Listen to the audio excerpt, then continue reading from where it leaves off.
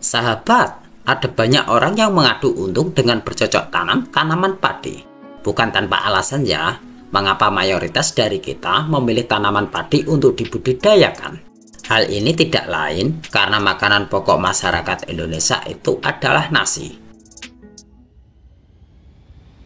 Nah, tingkat permintaan beras yang tinggi membuat harga beras di sektor ini cenderung stabil ya. Alhasil, kita pun lebih mudah dalam memperkirakan keuntungan pada saat penanaman bibit pertama kita mulai. Pada intinya, keuntungan yang akan kita dapatkan sangat bergantung pada jumlah hasil pertanian padi kita ya sahabat. Semakin melimpah jumlah gabah yang kita panen, maka labanya pun akan semakin besar. Jadi kunci utama dalam bercocok tanam padi ialah memastikan tanaman yang kita budidayakan tersebut tumbuh subur dan memiliki tingkat produktivitas yang baik.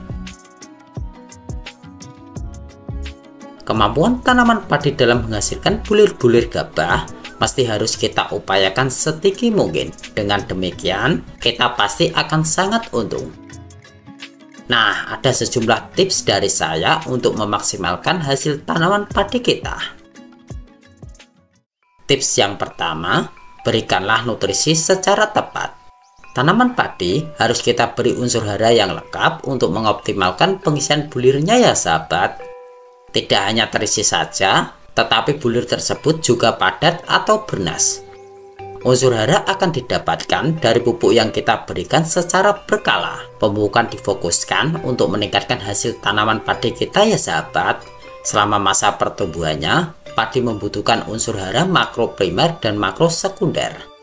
Nah, pupuk bisa kita berikan ketika padi berumur sekitar 42-43 hari setelah tanam atau pada saat masa padi bunting.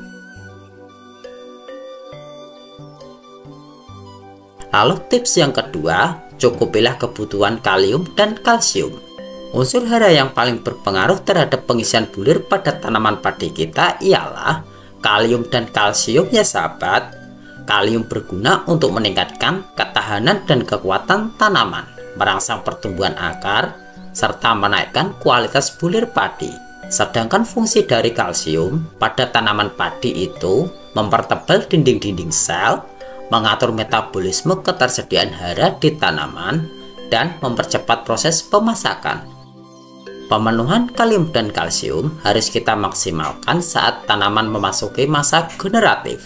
Nah, untuk pembahasan lengkapnya, sahabat bisa menonton video saya yang thumbnailnya seperti ini atau di link pojok kanan atas berikut ini. Lalu tips yang ketiga, lakukanlah pemupukan NPK dengan tepat. Nah, tanaman padi membutuhkan pupuk NPK agar bisa tumbuh dengan baik ya sahabat.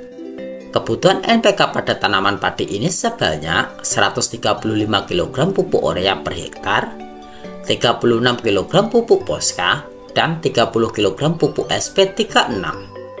Pemenuhan pupuk ini akan membuat tanaman padi kita bernas sampai ke ujung. Bila perlu, tambahkan pula pupuk pelengkap untuk mendukung pertumbuhan tanaman padi kita seperti pupuk MKP dan pupuk Gandasil B.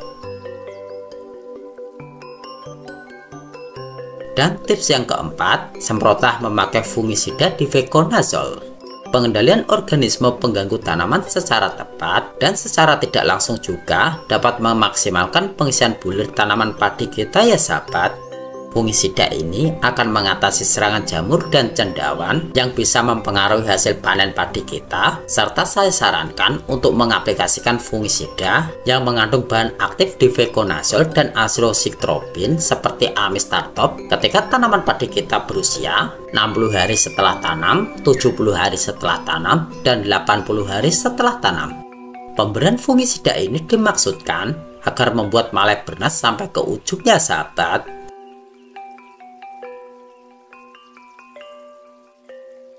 Lalu tips yang kelima, pastikan tanaman padi kita berbunga di waktu yang tepat. Nah, tanaman padi kita harus berbunga di waktu yang tepat supaya putik dan benang sari bisa saling bertemu ya sahabat. Dan hindari tanaman padi berbunga ketika umurnya 60 hari setelah tanam dan bertepatan pada bulan purnama. Sebab gaya gravitasi bulan dapat menarik putik dan benang sari tersebut dari malai sehingga menggagalkan proses pembuahan ya sahabat. Jadi kalau tanaman padi kita banyak keluar yang hampa, salah satu penyebabnya adalah pas padi kita berbunga saat bulan purnama. Dan untuk cara mengatasinya, jika padi kita pas berbunga saat bulan purnama, bisa kita lakukan dengan menyemprotkan air kelapa ke arah batang padi saat kondisi batang padi sudah menggembung atau berbunga, atau bisa juga disebut dengan padi bunting. Nah, kandungan kalium pada air kelapa bisa membantu proses pembuahan bulir pada tanaman padi kita.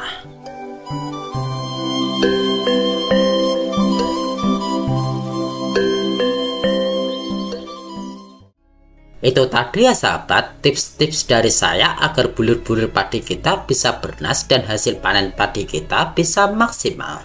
Semoga konten kali ini bermanfaat. Aku Eko, terima kasih sudah menonton hingga akhir. Dan salam sukses petani Indonesia.